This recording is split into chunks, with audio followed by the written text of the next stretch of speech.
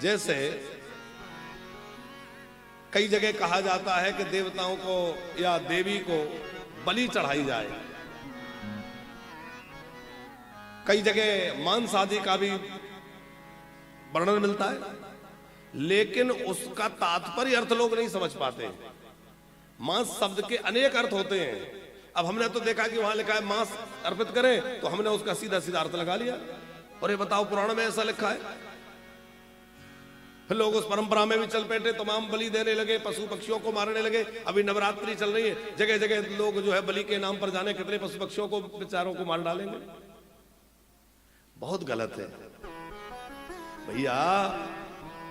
इसीलिए कहा जाता है शास्त्रों को समझने के लिए किसी विज्ञ महापुरुषों के आश्रय में जाएं और गुरुजनों से शास्त्रों का तात्पर्य अर्थ समझें कि शास्त्र कहना क्या चाहता है।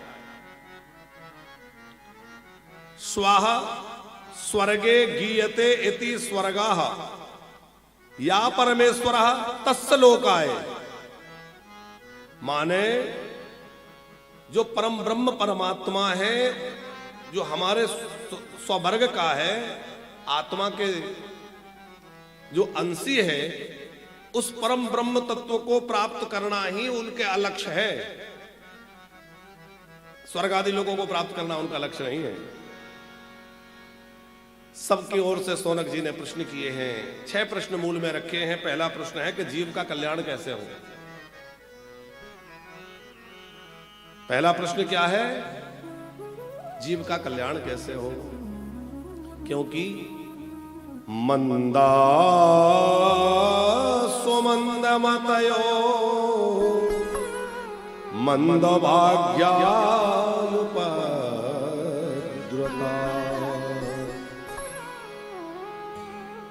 कलयुग का व्यक्ति एक तो मंद भागी है, दूसरा मंद बुद्धि है और तीसरा आलसी है। ये 3 दोष कहे गए हैं। कौन कौन से?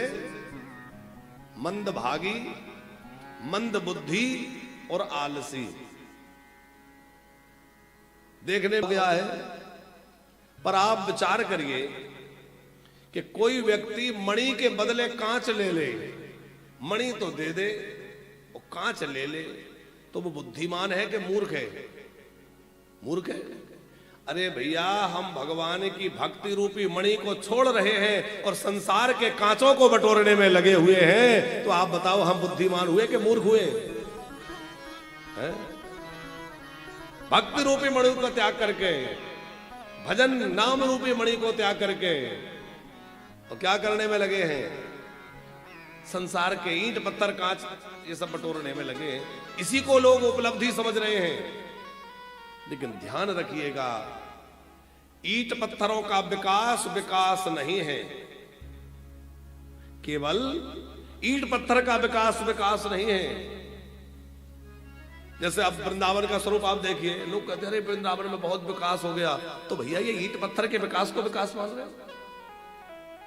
वृंदावन का मूल स्वरूप प्रकट हो, वृंदावन के मूल स्थानों का प्रकाश हो। हमारे महापुरुष लगे हैं उस काम में। तो एक तो मंद बुद्धि इसलिए कहा कि वो व्यक्ति बहुमूल्य मणि को छोड़ करके कांच बटोरने में लगा है, मंद बुद्धि। मंद भागी इसलिए कहा कि भैया इतना बढ़िया मनुष्य देह प्राप्त करके भी, भारत जैसी भूमि में जन्म लेकर के भी और नरकों में जा रहा है, तो ये मंद भागी तो है। हमने पिछली कथा में कहा था पंकज जी कि भारत भूमि में जन्म लेने वाला व्यक्ति जब मर करके नरकों में जाता है तो धर्मराज माथा पीटते हैं, अरे ये व्यक्ति कैसे नरक में आ गया? इसने भारत जैसी दिव्य भूमि में जन्म लिया और भारत जैसी भूमि में जन्म लेने के बाद ये व्यक्ति नरक कैसे आ गया? क्या इसने कभी गंगा जी की महिमा नहीं सुनी थी? क्या इसने कभी गोमाता का महत्व नहीं जाना? क्या इसको तुलसी का महत्व नहीं पता था? क्या इसने भगवान सालिग्राम का चरणामृत नहीं पिया? क्या इसने कभी भगवान नाम का आश्रय नहीं लिया? क्या इसने कभी भागवत गीता नहीं सुनी? जो इसके ये परिणाम हुआ कि भारत जैसी भूमि में जन्म लेने के बाद भी ये नरकों की ओर आ रहा है। तो उसको और ज्यादा दंड दिलवाते हैं। इसकी थोड़ी और बढ़िया से मरम्मत करो। अरे ये भारत में रह करके आया और वहां जाके इसने कुछ नहीं किया। जहां मुक्ति कितनी सरल है, इस भारत भूमि में मुक्ति कितनी सरल है।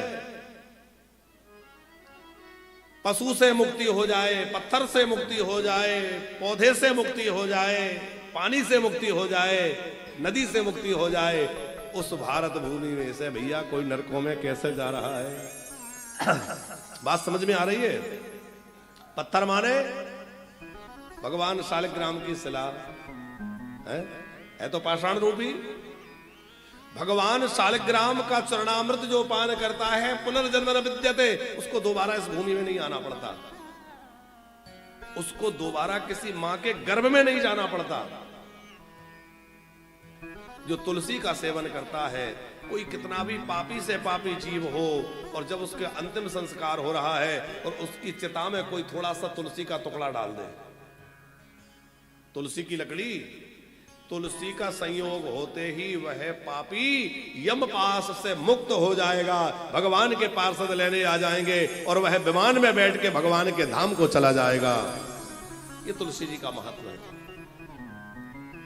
मरते समय एक बार भी तुलसी जो है गंगा जी का स्मरण कर ले, गंगा जल का पान कर ले। देखो ये बात हम बार बार इसलिए कहते हैं, प्रायः हर कथा में कहते हैं कि इतनी सरल चीजें हैं, इनका भैया आश्रय लेके रखो। और ये मत सोचो कि मरते समय के लिए कहते हैं महाराज जी। अरे नित्य प्रति चरणामृत लोग, क्या पता कब मर जाएं, पता है। बाथरूम में गए थे, पैर फिसल गया, सर में लगी, वहीं सीताराम हो गई है। कोई पता है? सड़क से जा रहे थे, बढ़िया अच्छे भले चल रहे थे, कोई पीछे से टक्कर मार गया। महाराज वो तो क्या बताएं, हमसे बढ़िया बातचीत किए, थोड़ा टहलने चले गए, अच्छे भले किनारे किनारे जा रहे थे, पीछे से कोई मार गया। कोई भरोसा है?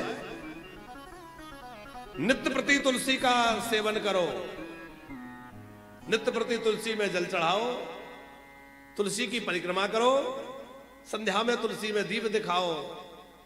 जो तुलसी का एक पत्र भी शालिग्राम भगवान को अर्पण करता है, उसको स्वर्ण दान का फल मिलता है। किसी विशेष योग में किसी सुपात्र ब्राह्मण को खूब स्वर्ण राशि दान करने से जो लाभ और फल प्राप्त होता है, वह एक तुलसी पत्र भगवान शालिग्राम पर चढ़ा देने से मिलता है। और जो प्रेम अनुराग पूर्वक खूब तुलसी दल से अर्चन करता है, उसका तो कहना ही क्या है। हम तो कहते पंकज जी, प्रत्येक एकादशी में सहस्त्रार्चन, और जैसे हम लोगों ने रुद्राभिषेक प्रारंभ कर दिया तो प्रतिदिन रुद्राभिषेक होने लगा, यज्ञ होने लगा। इसी प्रकार प्रत्येक एकादशी को तुलसी से शालिग्राम भगवान का सहस्त्रार्चन प्रारंभ हो जाए वानप्रस्थ में। क्योंकि वानप्रस्थ का मतलब है यहां रहने वाले साधकों को पूरी तरह से उसमें डुबा दिया जाए, लगा दिया जाए। अरे कुछ नहीं तो 2-2 4-4 नाम तो लेंगे, कुछ नहीं तो 1000 नाम भगवान के उच्चारण होंगे, उनके कानों में पड़ेंगे, तुलसी नहीं मिलेगा, तिल चढ़ाएंगे। और वृंदावन में तो तुलसी खूब सुलभ है। तो भैया अपने मानव जीवन की सार्थकता के लिए कितने सरल साधन है, तुलसी का अर्चन करें। अरे तुलसी के गमले की मृतिका से स्नान करने से भी, गंगा जल से स्नान करने से अधिक फल मिलता है। तुलसी महारानी की बहुत महिमा लिखी है पुराणों में। जो तुलसी काष्ठ को घिस करके उसका चंदन भगवान को चर्चित करता है, अर्पित करता है, उसके लिए भगवान के पार्षद मरते समय विमान लेकर के आ जाते हैं, दिव्य विमान में बैठा के ले जाते हैं। इसलिए भगवान को तुलसी काष्ठ का चंदन। अब हम लोगों को तो आदत पड़ गई, बढ़िया बना बनाया अष्टगंध मिल जाए, कौन चक्कर में पड़े। रेडीमेड के चक्कर में सब मटिया मेट है, हवन सामग्री रेडीमेड, पूजा की सब सामग्री रेडीमेड। अब वो कहाँ क्या हो रहा है, कैसे बन रहा है, उसकी क्या शुद्धता है कि नहीं है, हमें कुछ पता नहीं। हमें जो मिल गया हमने चढ़ा दिया। नहीं, सवई मनः कृष्ण पदारविंदयो बचांसी वैकुंठ गुणानुवर्णने करौ हरिर मंदिर मार्जनादिशु। अम्बरीश जी, श्री सुखदेव जी कह रहे हैं राजा अम्बरीश सप्तद्वीपवती पृथ्वी के एक छत्र सम्राट हैं, और सप्तद्वीपवती पृथ्वी के सम्राट होकर के भी उनकी कैसी सेवा है। वह अपने हाथों से, स्वयं अपने हाथों से भगवान के मंदिर का पोछा लगाते हैं। पंकज जी, पता नहीं कोई कैसे क्या करेगा।